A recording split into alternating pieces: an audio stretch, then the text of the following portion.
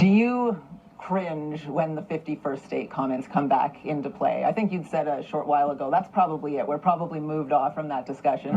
And then on the weekend, some comments again. What does that make you feel as ambassador here, you know?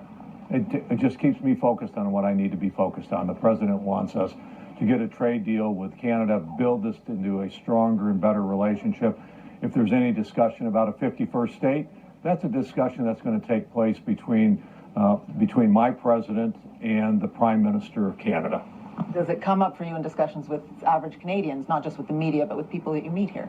No, it's primarily a media-driven thing. And it doesn't bother you, those comments? I've been dealing with the media for a long time, and if the media wants to talk about the 51st state, they can. I'm not going to, but it's not an issue that, Canadian citizens bring up to me on any kind of a basis. Okay, last thing on that then.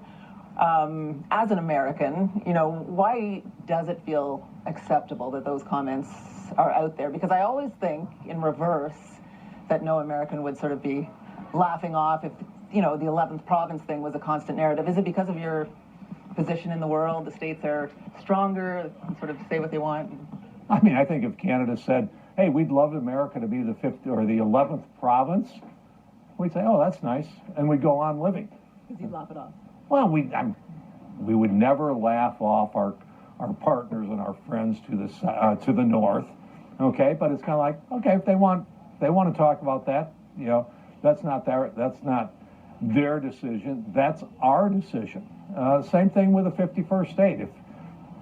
If Canadians want to talk about it or dwell on it, that's their business. But at the end of the day, that's a Canadian decision. That's not an American decision. 249th celebration today of the 4th of July. A lot of people will be here for this party tonight. How excited are you about what will transpire here at Lorne? Oh, it's great. We had a dinner here last night with about 150 key business leaders, Canadian business leaders. We had a great time.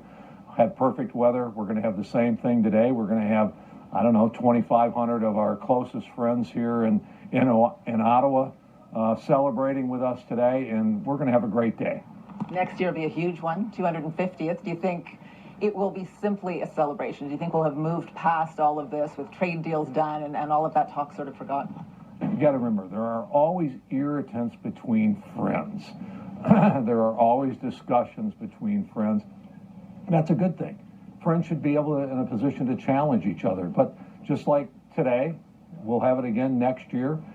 It will be a celebration of the deep ties that we have.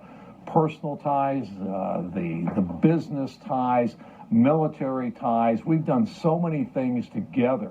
We've prospered together. That is what we celebrate on Canada Day. That's what we celebrate on the 4th of July. The long enduring friendship, we celebrate that with our friends, with our family, and we celebrate it in each of our countries. How would you characterize the relationship between your president and our prime minister? Would you say that has developed into a friendship? It appears that it's a very good friendship. I think they regularly text, they regularly talk, and I think that's just very, very healthy. Do you talk to the president often? Has he ever said to you, hey, feel people out on that 51st state thing when you're there in Ottawa? I don't talk to the president that often. I mean, he's kind of busy. Peace in Africa, peace in the Middle East, big, beautiful tax bill.